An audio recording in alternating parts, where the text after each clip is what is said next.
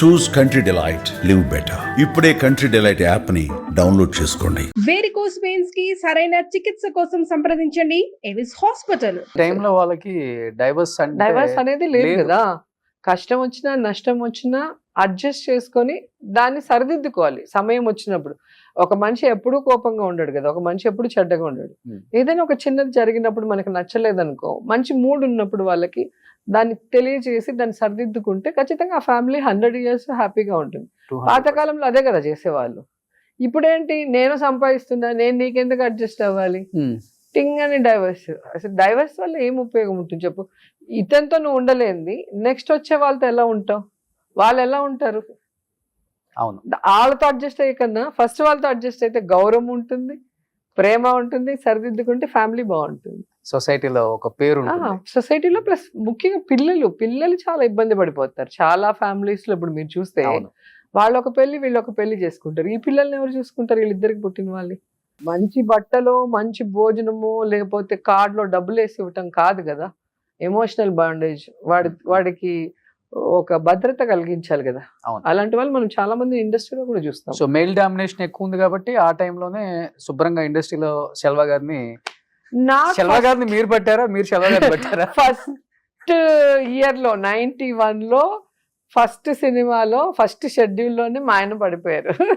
ఆయన పడిపోయారు. అప్పుడు నేను చాలా చిన్నదాన్ని, నాకు అసలు ఆ లవ్ గివి ఏమీ తెలియదు, లాంగ్వేజ్ రాదు నాకు. అదొక పెద్ద టెన్షన్ ఆ తమిళ్. సో ఆ సినిమా షూటింగ్ లో నాకు వాళ్ళు ఏదైనా ఇస్తే దాన్ని నేర్చుకోవడానికి సరిపోతుంది, ఇంక వేరే ఆలోచన ఉండేది కాదు. సో మా ఫ్యామిలీ ఆయనకి నచ్చింది, మా మదర్ ఫాదర్, మా అన్నయ్యలు, నేను. ఆ బాండేజ్ చూసి ఆయనకి నచ్చి మా అమ్మ నాన్నని అడిగారు, నాకు కూడా చెప్పలేదు. మీ అమ్మాయి నాకు నచ్చింది, నేను వెనకబడి ప్రేమించి మళ్ళీ మీరు నో అంటే నేను గడ్డం పెంచుకోవడం ఇవన్నీ నాకు ఇష్టం లేదు, నేను ప్రాక్టికల్, నాకు మీ అమ్మాయి నచ్చింది, మీకు నేను నచ్చితే చేసుకుంటాను అన్నారు. సో ఆయన అప్రోచ్ నచ్చింది వీళ్ళకి. 91 లోనే నాకు ఎంగేజ్మెంట్ అయ్యింది. యాక్చువల్ గా సినిమా రిలీజ్ రోజే పెళ్లి చేసుకుందామని ఫిక్స్ అయ్యాం. కానీ మళ్ళీ ఏమనుకున్నాం అంటే అన్నయ్యలు ఇద్దరు నాతో ఉండిపోయారు, అమ్మ వాలంటీర్ రిటైర్మెంట్ ఇచ్చి నాతో ఉండిపోయింది. సో మనం సడన్ గా మన సెల్ఫిష్నెస్ తో వెళ్ళిపోతే వీళ్ళందరికీ ఇబ్బంది అవుతుంది కాబట్టి ఒక సినిమా వాళ్ళకి మనం చేద్దాము, చేశాక మళ్ళీ పెళ్లి చేసుకుందాం అని చెప్పి సమరం స్టార్ట్ చేసాం. ఆ టైటిల్లో ఏంటో కానీ నా లైఫే సమరం అయిపోయింది.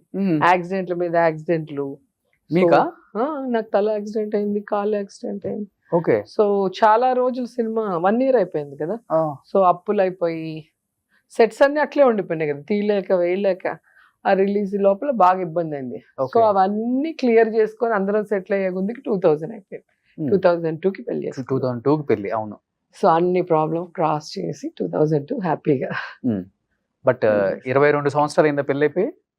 22 సో 11 ఏళ్ళు లవ్, తర్వాత 22 ఏళ్ళ పెళ్లి. 33 years.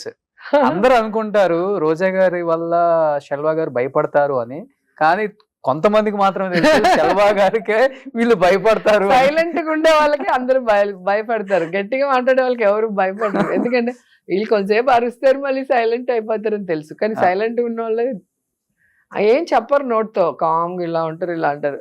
పిల్లలు కూడా ఆయనకే భయపడతారు, నాకేం భయపడరు, ఫ్రెండ్స్ లాగా ఉంటారు నాతో, ఆయనకే భయపడతారు. అవును. బట్ కౌశిక్ పుట్టే టైంలో బాగా ఇబ్బంది పడ్డారు కదా.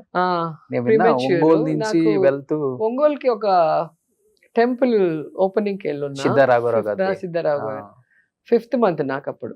సో ట్రైన్ లో వచ్చేటప్పుడు ఆ హ్యూమిడిటీ, ఆ జనాలు 1,00,000 మంది పైగా వచ్చారు ఆ రోజు. బ్లీడింగ్ అయిపోయింది 5th month కి.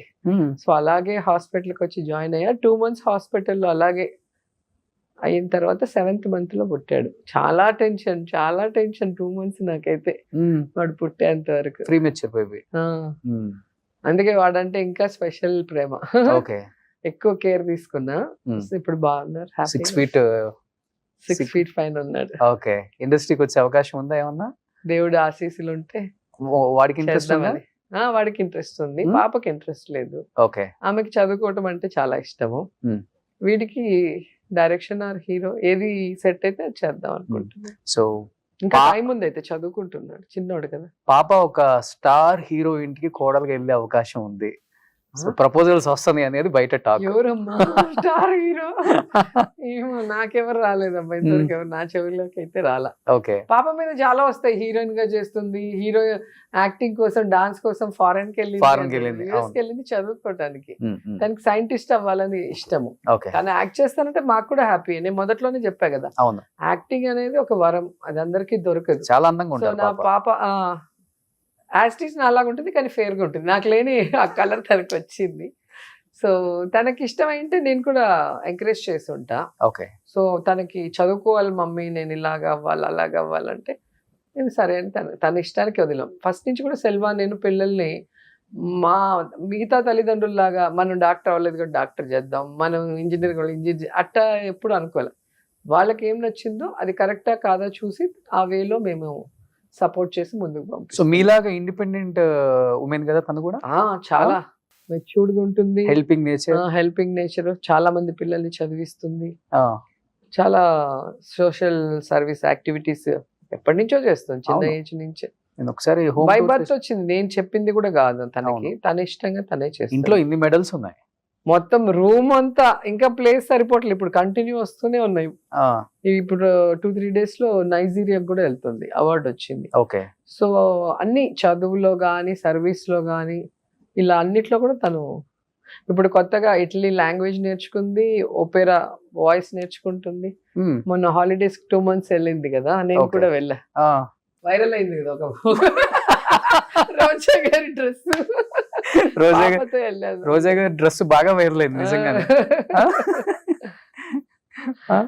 అంటే వాళ్ళు చేసే వాళ్ళకి వాళ్ళ పార్టీ నాయకుల కోడళ్ళు పెళ్ళాలు వేసుకునే డ్రెస్సులు కనిపివు, నా మీదే ఉంటుంది వాళ్ళకి. అంటే మనని ఎంత అభిమానిస్తున్నారు, ఎంత ఫాలో చేస్తున్నారు అనేది ఇక్కడ ఆలోచించాలి మనం. శత్రువులు ఎక్కువే మీకు అయితే? హ్యాపీయే కదా, వాళ్ళు ఉంటేనే మనకు కూడా కిక్ వస్తుందా? కిక్ ఉంటుంది, బెటర్ గా చేయడానికి ఉంటుంది కదా లైఫ్ లో, సక్సెస్ అవడానికి.